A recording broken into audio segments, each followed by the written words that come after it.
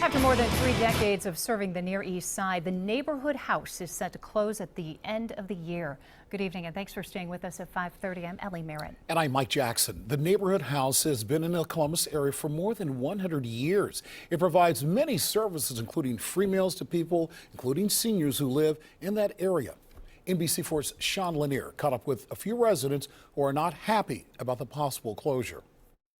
Whether they come for food, daycare, or other services, many people who use the Neighborhood House say they can't afford to lose it. It makes me sad that they want to close one of our foundations in this community down. People who use the Neighborhood House may have to find another way to get some of their essential services.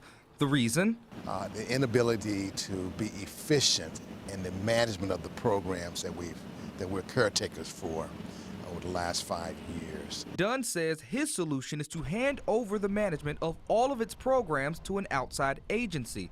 This group of men say they want a new board to take over so it can provide the same services that people in the community are used to having. It needs to remain as an independent, standalone body with its own executive director and own board. For people like Lori Mosley, the Neighborhood House helped her daughter, whose child died from SIDS. And the Neighborhood House was a big part of connecting us with resources, helping my daughter, Roshana, get help with getting her counseling. Lori says if it wasn't for them, her daughter could have been a statistic to suicide.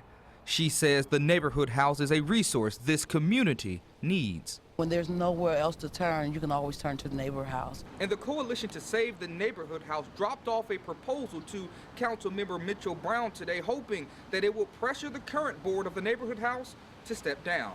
Reporting in East Columbus, Sean Lanier, NBC4. We have a follow-up